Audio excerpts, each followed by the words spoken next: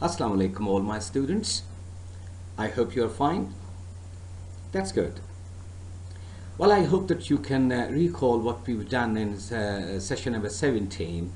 I hope you remember that we tried to understand all the traditional 44 sounds of English, and at the same time we tried to understand the basic differences between phonetics and phonology as the two branches of linguistics. I told you that it's imperative to understand the symbol or the sign of each and every phoneme if you want to understand the world of phonetics and phonology, particularly phonology, because I'm talking about phonemes of English. And that's why I try to separate first of all the consonants and then of course the vowels, but I picked up first of all the vowels in the previous session, and afterwards we talked about consonant sounds of English. At the same time, I tried to provide you with a simple activity that when you just write some symbol, you must produce the sound of that symbol, at the same time some keywords, and I tried to underline that part of the word where you can find one particular sound.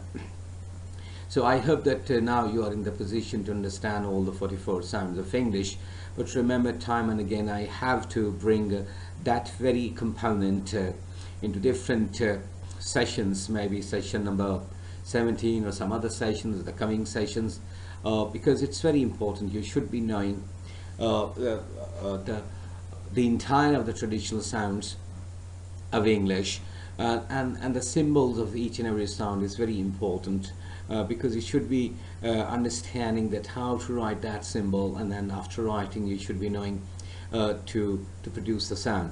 If somebody puts you a question or write down ing, you should be able to write ing, and you should be able to pronounce the sound ing.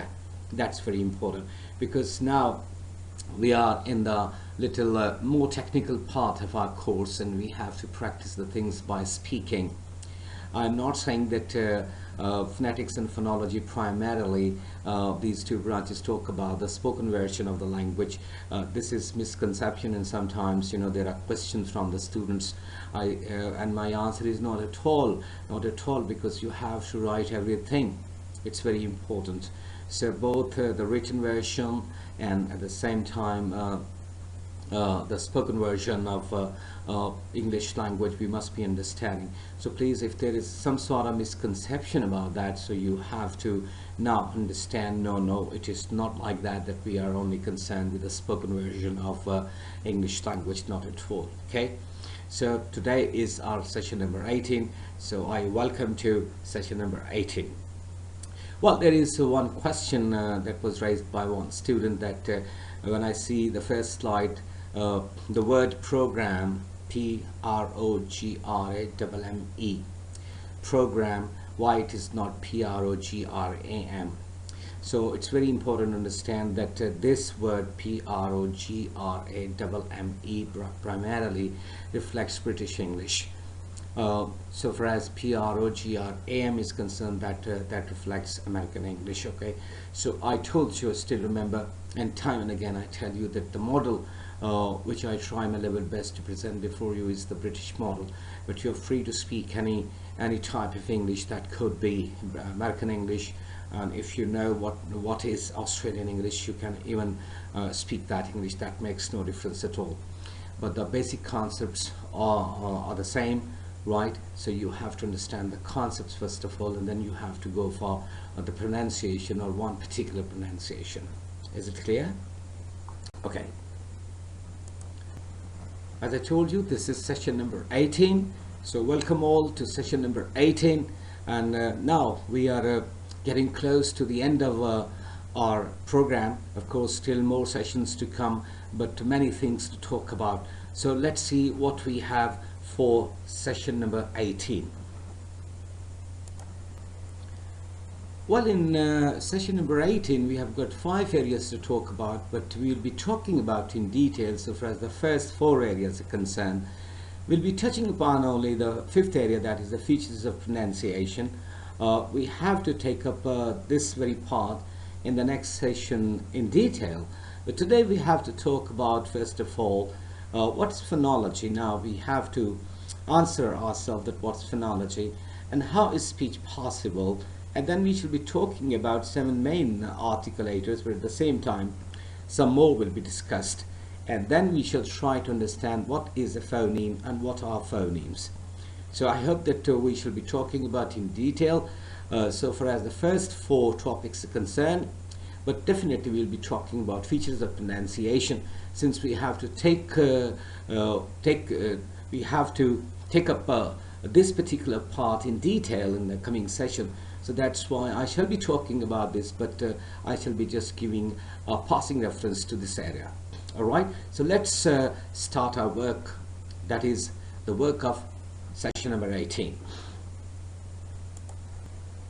Before I say anything else, I think that you are quite acquainted and familiarized with this particular slide. I presented this slide before, and I want you to understand and recall what is phonology. In fact, you know, it's a branch of linguistics. This is what everyone knows. But at the same time, we have got 2 parts. One is what that's called phonetics. The other one is the phonemics. Now, we have to understand that what is phonetics, of course, that is primarily based on production, or you can say articulation of speech sounds. But when we talk about phonology, we have to talk about phonemics. That is the distribution of those sounds and what is the function of those sounds, or what are the functions of those sounds. So far as phonetics world is concerned, remember there are 3 main branches and 3 main parts. One is the acoustic nature, the other one is the auditory nature, and the most significant is the articulatory nature. That means articulation, perception, and properties, right? So this is what we talked about in the early sessions. What is phonetics, and we try to understand different branches. In fact, we tried to pick it up from session number 2. Of course, session number 1, we try to understand some of the names, but from session number 2, we try to understand what are the details of these 3 branches of phonetics. But remember, when we talk about phonology, that is primarily based on phonemics. And what are the functions, or what is the function of each and every speech sound? So this is what we have to learn in the world of phonology. Okay?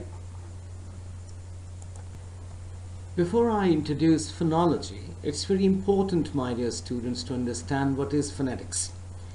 I'm trying to present each time a new dimension so that you may be able to understand and contrast phonetics with phonology. It's very important to understand. So it's written over here that whereas phonetics is the study of sounds and is concerned with the production, audition, and perception of speech sounds, so we call them phones.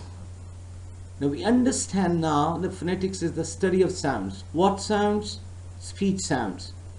What are the areas? What does it study? It studies about those speech sounds, right, with reference to their production, their audition, and perception. So that's why we call the sounds as phones. But remember, phonology describes the way sounds function, as I told you when I was talking in the previous slides. Functions. Phonology describes the way sounds function within a given language, whatever the language is, and operates at the level of sound systems and abstract sound units. Abstract sound units, that's very important to understand. I repeat, what does phonology do? If there is a question, what does it do? The answer is very simple, that it describes the way sounds function within a given language. And we are talking about phonology of English at this time. At the same time, this branch operates at the level of sound systems. What is the system of the sounds, so far as English is concerned? And abstract sound units, abstractions. So these are in the mind, you know, that these sounds are used in the words. For example, there is a word in front of you, introduction. I am not pronouncing this word as introduction. I am not pronouncing this word as introduction. No, I am pronouncing this word as introduction. That means that I must know that what is the way to stress. I must be knowing that what is the abstraction. The abstraction in the sound, where do I have to stress, or what part of the word I have to stress. It is possible you have got only one syllabic word. For instance, there is a word door, D-O-O-R, door. It depends upon the speaker that what he wants or she wants to convey to the audience. We shall be talking about this in the coming sessions, the features of pronunciation. So that's why it is written that phonology describes the way sounds function within a given language. And the given language we have got now is English. And now we try to understand, because phonology also talks about that what is the operation of the level of sound system. So it talks about the operation of all the sounds of English. Okay? And then there is a further statement that knowing the sounds of a language is only a small part of phonology. Some people say there is a misconception among some learners that's only the sound of a language, or knowing the sound of a language is what we call phonology. Now, this is the answer. In the previous session, some of the queries were sent to me, and some of the students, they felt that does it mean that only knowing the sound of a language is phonology? So the answer is very much here. Not at all. It is a small part of phonology, right? Small part of phonology. Because this importance is shown by the fact that you can change one word into another by simply changing one sound. You can use one sound and you can change the entire meaning. Okay? For example, B-I-T, bit. Okay? Or if I say S-I-T, sit. So change of B and change of S. Just changing one sound can change the entire meaning. When I say change the meaning, that means the usage is also changed. All right? So there is a further clarification here. Let's consider differences between the words time and die. Now watch. T or T-I-M-E, time, and D-I-M-E, dime. Remember the change in T and D. For example, in the second statement, it is written, the words are identical except for the first sound T, D, can therefore distinguish words and are called contrasting sounds. Now this is what you have to understand if there is a question, what is a contrasting sound? The contrasting sound is, for example, you pick up one word and by changing one phoneme, one sound, you can bring the change in the entire meaning of the word. And of course, when I say the entire meaning of the word, that means you have to use that particular word in a sentence. So the meanings of the sentence are also changed. The entire meanings are changed. So this is what we call contrasting sounds. Contrasting sounds. Remember, there are distinctive sounds in English, and all distinctive sounds are classified as phonemes. All distinctive sounds are classified as phonemes. Do you remember when we were trying to classify the consonant sounds of English? So we try to classify according to the articulators used, according to the structure used. Do you remember? Okay, that's good. Now we understand that our phones and phonemes. When we talk about phonetics, we talk about phones. But when we talk about phonology, we talk about phonemes. So that's why the slide in front of you is phonetics, phonology interface. There are three ways, always remember, when we talk about the interface in between phonetics and phonology. What is the first one? The first one is that phonetics defines distinctive features, and then phonetics explains many phonological patterns. First, the definition, it defines the distinctive features. Second, phonetics explains many phonological patterns, and based on these two interfaces, remember, there is a constitution, what has come to be called the substantive grounding of phonology. There was a question I still remember. Substantive grounding of phonology. It is phonetics primarily that paves way to understand phonology. So finally we can say that phonetics implements phonological representations. Phonetics implements phonological representations. Of course, here we are involved in the function of language, one particular language, all right? And of course, so far as the phonemes are concerned, we use those phonemes. I am using those phonemes at this time. So each phoneme is distinctive, okay? So we are left with one thing.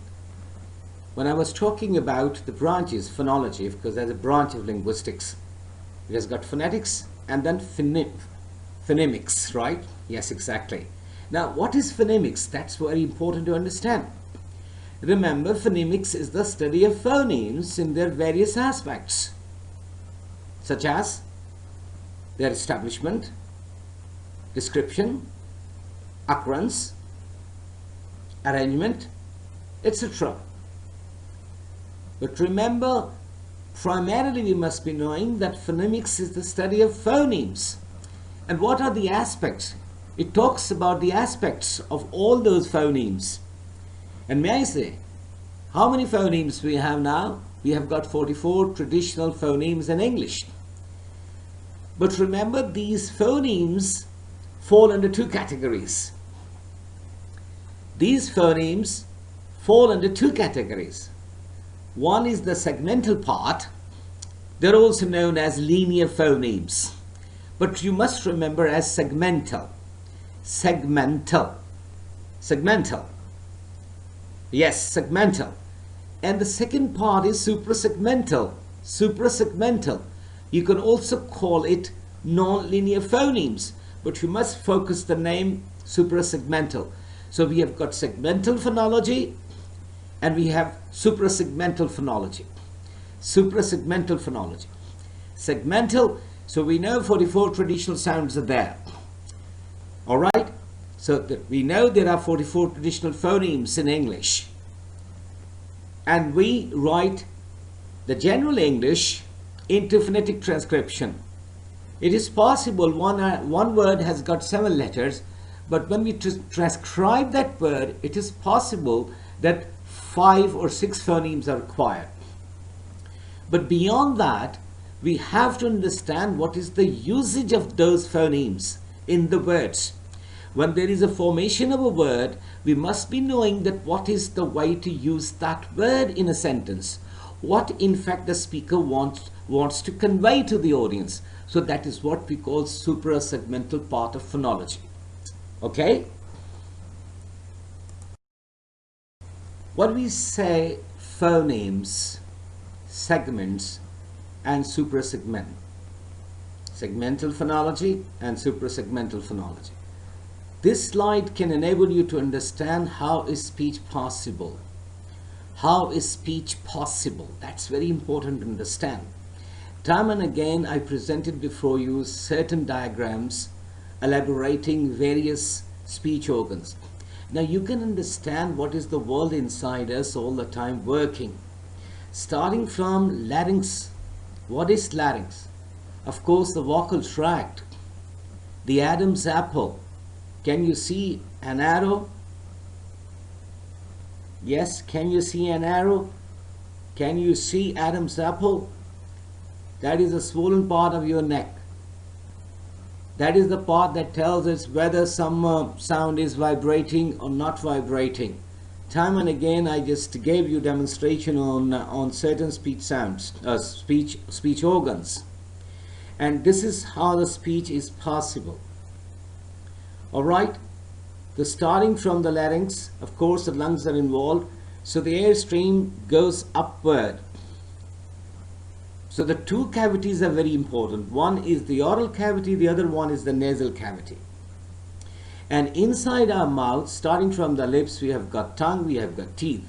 But remember, it is not the only thing. We have to understand that we have got tongue. As a student of phonetics and phonology, we should be knowing what are the parts of tongue, because sometimes the tip of the tongue is working. As tongue is an active articulator, sometimes the tip of the tongue is touching various parts of our mouth, sometimes the front of the tongue, sometimes the blade, and sometimes the back of the tongue. So the entire alveolar ridge you can understand, starting from the hard ridge close to the upper teeth, and then we have got middle of that area, and then we have got a softer part, and that is called velum, right? And after understanding that, you should be knowing that there is nasal cavity. Some sounds are produced through nasal cavity. For example, ma, na, ing, ma, na, ing, ma, na, ing. But most of the sounds or the airstream is directed to the oral cavity. And you can understand now, in front of you is a complete picture or the diagram that how is speech possible. The airstream definitely from the lungs, that is pushed upward, and it is sent to the vocal tract. That is the place, you know. We also call it vocal folds. We also call it voice box. So many names are there. Is that clear? So you can recall many diagrams that you have already seen during the previous sessions. So this is how the speech is possible. Okay? When we say how is speech possible, then we have to ask ourselves, then what is phonology? Okay? If there is a question, what is phonology now? Your answer should be that the study of the sound system of languages and of the general properties displayed by these systems. We are now talking about English. You can rephrase your answer that this is the study of the sound system of English language, if we are talking about phonology of English, and of the general properties displayed by these systems. Whatever the systems of English phonology are. At the same time, we can say the systems of rules underlying the sound patterns in a language. So we can rephrase our answer, the system of rules underlying the sound patterns in English language. So what are the rules behind that? When we are using those phonemes in the connected speech, this time I'm involved in the connected speech. But when we talk to a native speaker of English, he or she may not be speaking the way I am speaking because I'm a little slower. I'm conscious about the material written on the slide.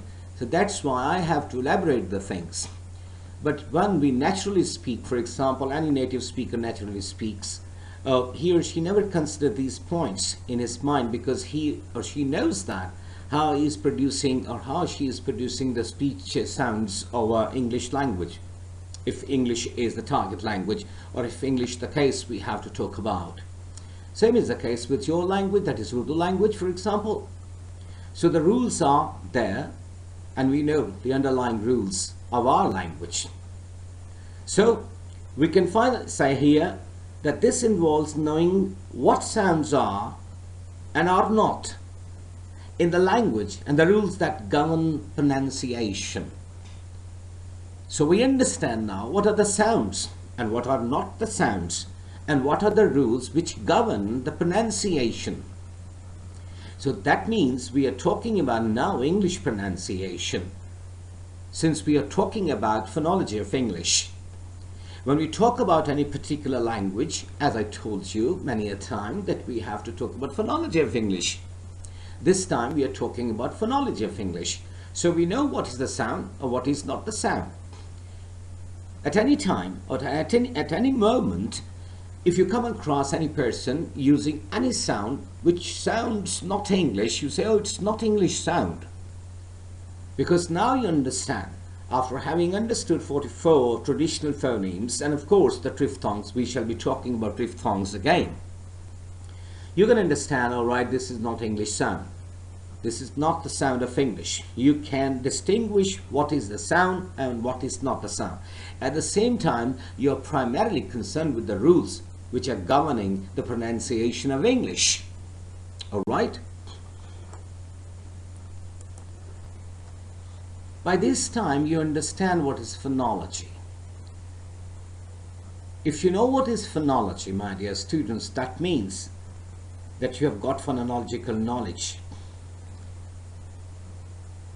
Phonological knowledge permits a speaker to. Now this is the elaboration of the first slide before this. Phonological knowledge permits a speaker to. There are four broad areas you have to understand. This knowledge permits a speaker to what? Number one, produce sounds that form meaningful utterances. Do you remember the word utterance, occurrence, all these words, meaningful utterances? I still remember in the previous sessions I had a talk on this. So phonological knowledge permits a speaker to, number one, produce sounds that form meaningful utterances. For example, n, a, b. Now three sounds are with you. N, a, b. You can call it nab, right? But if you rephrase, or you change the sequence and you say b, a, n, it becomes the word ban. Three phonemes are working. All right? You change the sequence of the phonemes, and the first sequence is n, a, b. It becomes nab.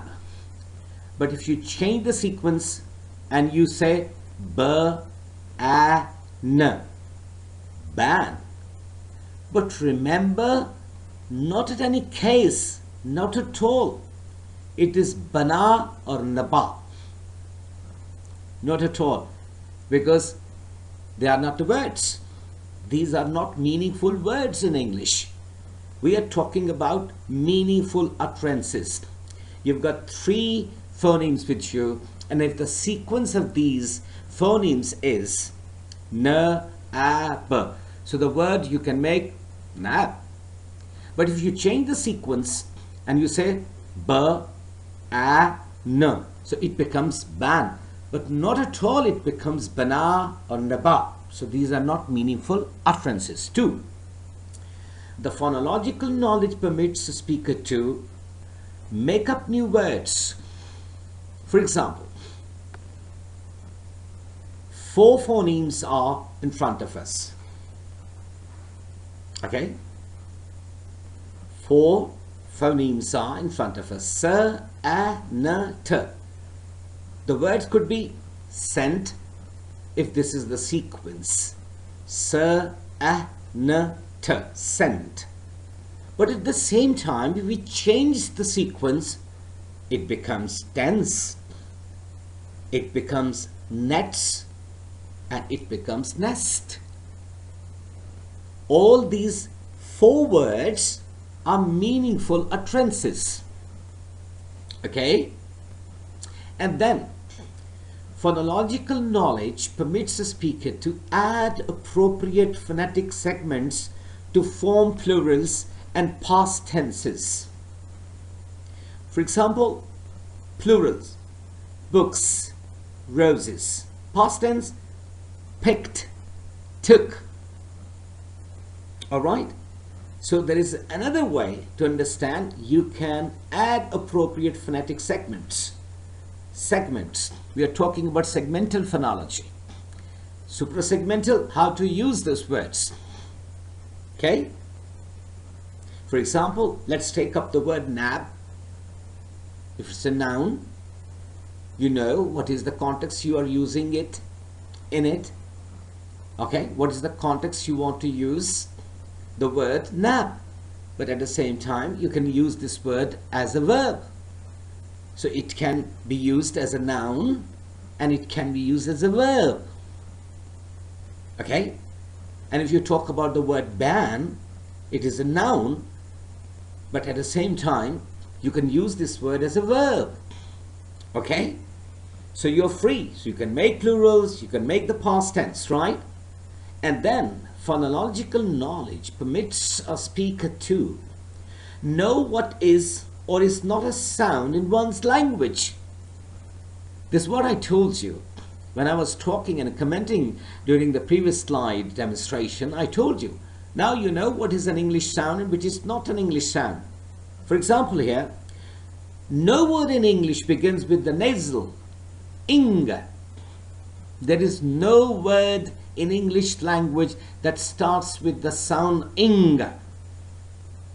If you are saying English, it does not start with ing. It starts with I sound. I. I. That is the short vowel sound. But no word in English, remember, starts with ing sound. That is nasal sound, in fact. Nasal sound. So no word in English language starts with ing sound. So if it is so that somebody is using it, you say, no, it is not possible. There is no word in English that starts with ing sound. All right?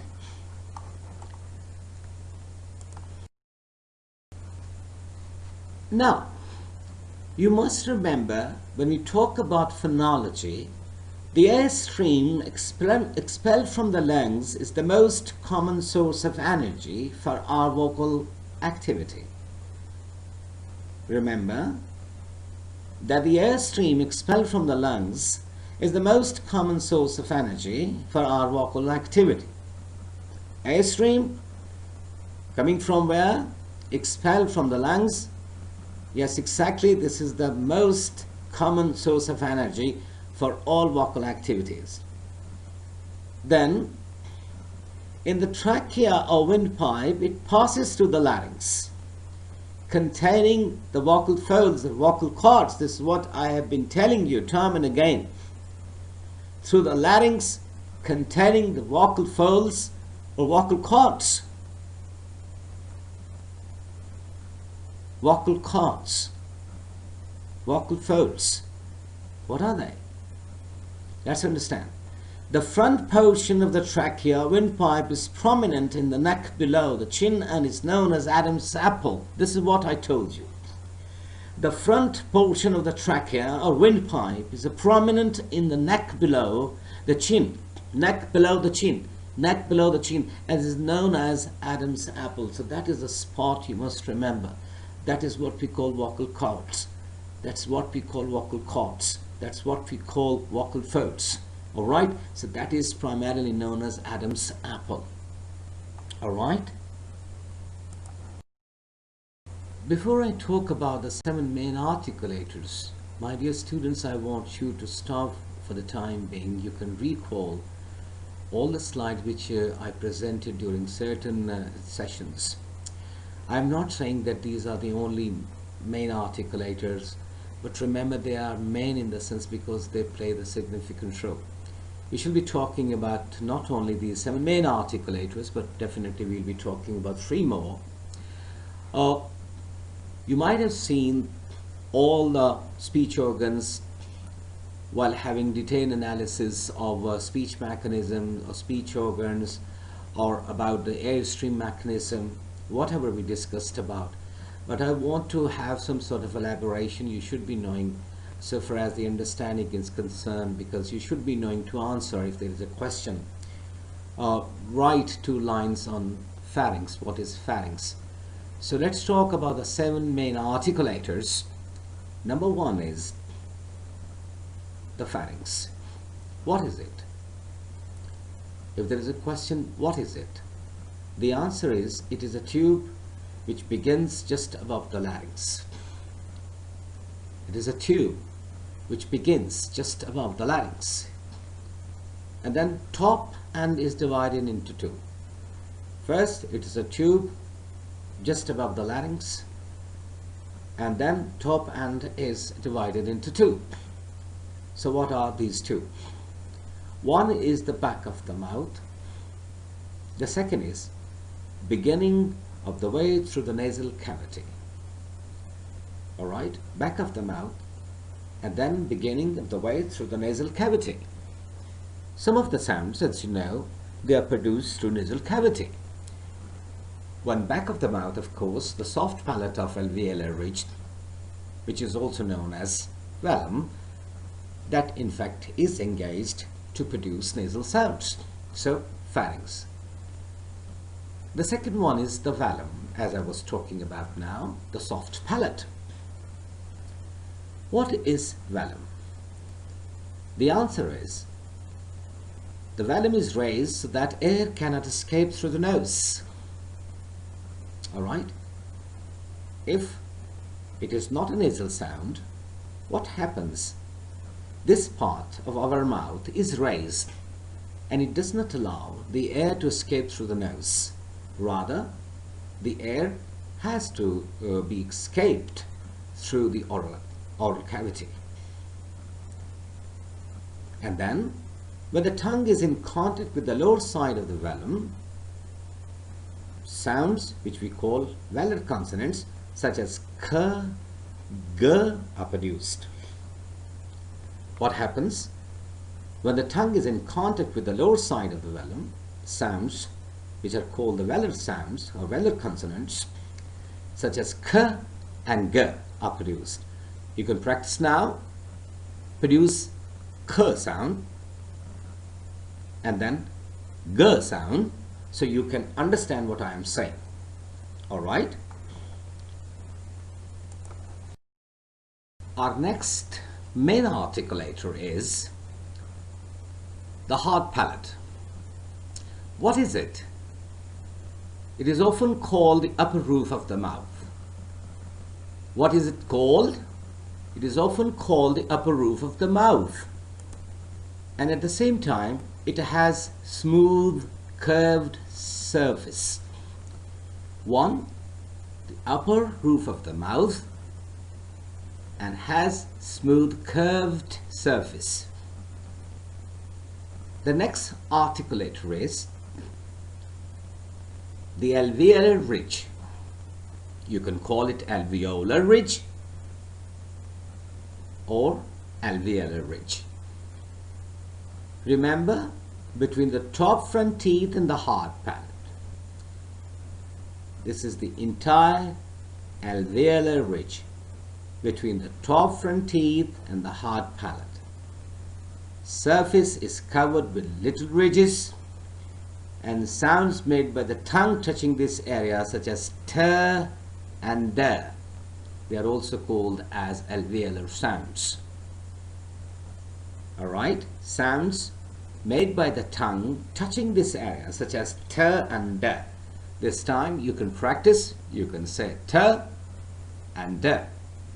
T and d. You can feel the tongue, your tongue is touching because you are producing alveolar sounds. Our next main articulator is the tongue. Number 5, the tongue. Remember, it's very important articulator, as I've been telling you time and again throughout all the sessions, that the most active part of our mouth is tongue. It is the most active articulator because it can be moved into many different places and different shapes. Yes, this time I'm talking to you, I can feel that I can move my tongue in many different places and different shapes. And what are the major parts? The major parts, the tip of the tongue, the blade, and back. So you must remember at least 3 parts. Tip of the tongue, close to tip of the tongue is the front of the tongue, but you must remember at least these 3 important parts of the tongue. Tip, blade, and back of the tongue. Okay? Well, our next articulators are teeth. The teeth. We have upper and lower teeth, upper and lower teeth, yes, these are not active articulators. Sometimes I'm saying the lower teeth, they work, right? And the sounds made with the tongue touching the front teeth, such as th and the, are called dental sounds. Okay? The teeth, our tip of the tongue is touching the inside of front two teeth and producing the sound th and the. Alright? And you already know that these sounds are called dental sounds. The seventh one is the lips, which can be pressed together to produce bilabial sounds such as p and b. Of course, m at the same time. So the lips can be pressed together to produce bilabial sounds such as p and b, and the lips can be brought into contact with teeth to produce labiodental sounds such as f and v. This is what I told you. The lower lip, definitely, the lower teeth, when the upper teeth and the lower teeth. But this time what happens, if you want to produce the sound f, you have to take the lips upward and touch the front upper teeth. Yes, that is the case with the v sound at the same time. So that's why lips can be brought into contact with teeth to produce labiodental sounds such as f and v. And at the same time, the lips can be rounded to produce lip shape for vowels like oo, oo. So now again, I repeat for you, the lips can be pressed together to produce bilabial sounds such as p and b. The lips can be brought into contact with teeth to produce labiodental sounds such as f and v, and can be rounded to produce lip shape for vowels like oo, oo. Okay? I told you that there are main articulators, which are 7 in fact, but we don't have to forget these 3 which are in front of you now. I want you to understand these 3 also. The first one is the larynx. It's a very complex and independent articulator. Remember, larynx is a very complex and independent articulator. The larynx, of course, you must know that we also have the name for larynx, that is Adam's apple. The larynx vibrates when you produce the voice sound, for example, z. Do you remember? I gave a demonstration on this, that put your finger or your thumb on the Adam's apple and produce the sound s. There is no vibration at all. But when you say zzz, you can feel the vibration. So it's a very complex and independent articulator. At the same time, the larynx vibrates when you produce the voice sound. It's not only z, but there are many other voice sounds. Can you recall how many voiced consonants we have? Yes, 15, absolutely right. And how many voiceless consonants we have? 9, exactly. And what about vowels? Yes, all vowel sounds in English are vibrating, they are voiced, absolutely. The next one is jaws. Remember, the movement of the jaws, especially the lower one, helps a lot in speaking. You might have seen the upper jaw is not moving a lot, but it is the lower jaw, you can feel it when you're talking. You can just demonstrate. You can stand in front of the mirror, you can see when you are talking, you can see there is a movement of lower jaw most of the time. I'm not saying the upper jaw does not, but remember, most of the time the lower jaw It plays its role. This is what we forget most of the time. I told you many a time that all the articulators in our mouth, of course, starting from the lips, or maybe it's the lower jaw, whatever, they are all the time contributing. Each one is contributing. Okay? And then finally we have to talk about nose and the nasal cavity. Nasal cavity. Remember, it's a very important part of our vocal apparatus of making sounds, specifically nasal sounds such as m, n, and ing. Time and again I told you we have three nasal sounds, m, n, and ing. And definitely it is the nasal cavity that plays the vital role in the production of nasal sounds. These are m, n, and ing, right? And of course, you know that what the soft part of our alveolar ridge, of course, velum, what does it do? It blocks the way, it blocks the airflow to go to oral activity, and definitely it allows the airstream to go through nasal cavity, and of course at the end of nose, that is nostrils, right, we can produce sounds like m, n, and ing. All right. Now let's focus ourselves on this slide. You have talked about, or we have talked about, 7 main articulators, at the same time 3 more. So we talked about 10 articulators. Now look at this slide and this diagram. Can you recall what we have discussed? Let's start with larynx. Yes, it is the vocal cords, the vocal folds, the voice box. It plays the significant role. And then pharynx, whatever you have read now, you can see. Uvula. Then the soft palate, the velum. Then let's talk about the alveolar ridge. You can see upper teeth are close to alveolar ridge.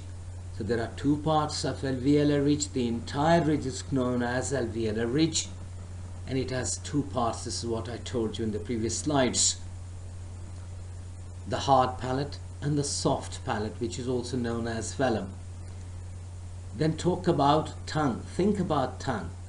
It has got many parts, but the 3 parts you must remember. One is the tip of the tongue, then the entire blade of the tongue, and then the back of the tongue.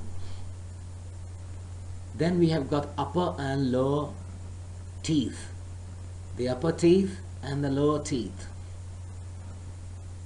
Then we have nose, and of course nasal cavity that ends at nose, nostrils, and we are having upper lip and lower lip. And you can also see this time jaw, the lower jaw. This time I'm talking and I can feel that my lower jaw is also moving. It is moving in accordance with the requirement of the speech, in accordance with the sounds I have to produce and I am producing. So you can have this picture in your mind all the time. What is the position of each and every speech organ, and the role we have been talking about for the last 15 to 17 sessions we have been talking about when we were engaged in classifying the consonants. At the same time we were engaged in classifying the vowel sounds, where we try to understand that the vowels are either front or the central or the back. But when we were talking about the consonant sounds of English, we tried to understand them in detail. Okay, so this is the entire picture, but this is very simple diagram. This is very simple diagram, and you must store in your minds. Okay, now this is the time to re-understand the traditional phonemes, which are 44 traditional. We have 24 consonant sounds or phonemes, out of which we have 15 voiced and 9 voiceless sounds. Then the vowels. There are total 20 vowel sounds. I'm not talking about diphthongs here. I'm only talking about 20 vowel sounds, the pure vowels and the diphthongs. Now when we try to understand, how do we understand? We should be knowing that there are 12 single vowels. You can see the sign of each and every vowel, and then we have got 5 long vowel sounds, and we have 7 short vowel sounds. 5 plus 7 is equal to 12. And then we have 8 diphthongs, double sounds, such as a, I, oi. Do you remember? Okay. So these are, you must be remembering, always remember, that we have 44 traditional phonemes. We have got 24 consonants, and then we have got 15 voiced consonants, 9 voiceless consonants, we have got 20 vowel sounds, and out of 20 we have got 12 pure vowel sounds, and then out of these 12 we have got 5 long vowel sounds, 7 short vowel sounds, and we have 8 diphthongs. Okay? We talked about the segmental and suprasegmental phonology. When we talk about features of pronunciation, that means we are referring to suprasegmental features. I am not analyzing each and every one which is in front of you, no, but I am just simply giving a passing reference. This is what I promised in the beginning of this session. Features of pronunciation. Some are there. For example, intonation, stress, word stress, sentence stress. We shall try to understand them separately, and we shall try to make a detailed analysis of each and every segment or suprasegmental feature, and some of them are in front of you, such as intonation, stress, word stress, and sentence stress. Right? Let's try to understand suprasegmental the way Professor Peter Roche, in fact, he elaborated in 2009. Let's see what does Professor Peter Roche say about this. He says, the term suprasegmental was invented to refer to aspects of sound such as intonation that did not seem to be properties of individual segments, the vowels and consonants of which speech is composed. I repeat, Peter Roche says, the term suprasegmental was invented to refer to aspects of sound such as intonation that did not seem to be properties of individual segments, like the vowels and consonants of which speech is composed. The term has tended to be used predominantly by American writers, and much British work has preferred to use the term prosodic instead. Prosody. This is what we'll be talking about. Peter Roche further says, there has never been full agreement about how many suprasegmental features are to be found in speech, but pitch, loudness, tempo, rhythm, and stress are the most commonly mentioned ones. So mark the last line, this part, when Peter Roche says that there has never been full agreement about how many suprasegmental features are to be found in speech, but pitch, loudness, tempo, rhythm, and stress are the most commonly mentioned ones. So this is what we have to talk about in the coming sessions when we shall be picking up suprasegmental features. All right? Is it clear? So before we talk about self-assessment component, it is appropriate to recall what we have done. We tried to understand phonology today. At the same time, we tried to understand how speech is possible. And of course, some of the diagrams helped us to understand that how is speech possible.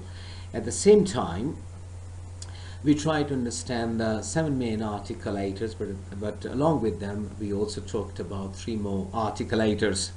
And we try to understand the location of each and every articulator or speech organ inside our mouth. What is the role and what is the shape of each and every speech organ? In other words, we can call them articulators, and they are articulators.